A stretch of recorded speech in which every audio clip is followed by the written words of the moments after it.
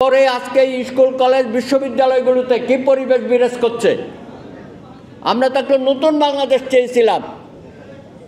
আমাদের ছেলে মেয়েদেরকে আপনারা কাজে লাগাবেন, বিভিন্ন জায়গায় তাদেরকে স্বেচ্ছাসেবী হিসাবে দায়িত্ব দেবেন। প্রয়োজনে যারা পাশ করে বের হয়েছে তাদেরকে চাকরিতে নিয়োগ দান করবেন। কিছুই করতেছেন না আপনারা। তাহলে কি হইল? ফ্যাসিস্ট সরকারের পতনের পরে আমার ছেলে মেয়েদের ভবিষ্যৎ কি? আবার কি আরেকটা কিশোর বিদ্রোহের জন্য আমরা অপেক্ষা করব? এই কিশোর বিদ্রোহের মাধ্যমে আপনারা আহত হয়েছেন, আপনাদের বিরুদ্ধে মামলা হয়েছে ডজনে ডজনে, আপনাদের অভিভাবক পরিবারের সদস্যদের বিরুদ্ধে মামলা হয়েছে। দিনের পর দিন কোর্টে হাজিরা দিয়েছেন, বেল পর্যন্ত দেয় নাই। প্রয়াত ডক্টর জাফরুল্লাহ চৌধুরী আপনাদেরকে কারামুক্ত করার জন্য কোর্টের বারান্দায় ছুটে গেছেন, নিজে দাঁড়িয়ে ওখানে নিজে আর্গুমেন্ট করেছেন বিচারকের সামনে। এগুলো আমরা ভুলে যাই নাই। আপনাদেরকে নিয়ে অনেক তামাশা করা হয়েছে সরকারি দলের পক্ষ থেকে। আপনারা হলেন আমাদের অত্যন্ত সম্মানের কিশোর। আজকে অনেকেই যুবক তরুণ। আমি মনে করি আপনাদেরকেও এই সরকারের উচিত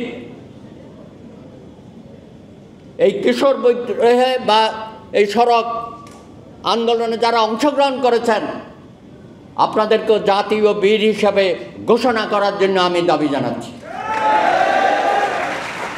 কারণ এটা না করলে পরে আগামী দিনে আমরা তো ভাই গত 17 বছর মনে করেছিলাম আমাদের দেশের ছাত্র সমাজ নাই, তরুণ নাই, সব নষ্ট হয়ে গেছে। কিন্তু আপনারাই প্রথম দেখিয়ে দিলেন কিশোর বয়সেও যে বিদ্রোহ করা যায়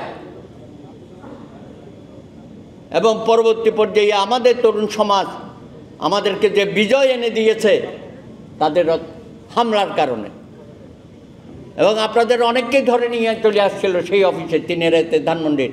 এটা এখন পোড়াবাড়ি গিয়ে দেখে আসবেন ফ্যাসিস্টদের কি দুরবস্থা হয়। 3 রাতে এখন পোড়াবাড়ি আওয়ামী লীগের। সেই আন্দোলনে আমার ভাই সাইদুর রহমান আছেন এখানে, নিরাপদ সড়ক ফাউন্ডেশনের উনি মহাসচিব, সঙ্গে আমাদের নায়ক ইলিয়াস কাঞ্চনও ছিলেন। তারাও সম্পৃক্ত ছিল। অনেকভাবে তারা সরকারকে বোঝানোর চেষ্টা করেছে দাবি দাবা, আপনাদের দাবি দাবাও তারা উপস্থাপন করেছে।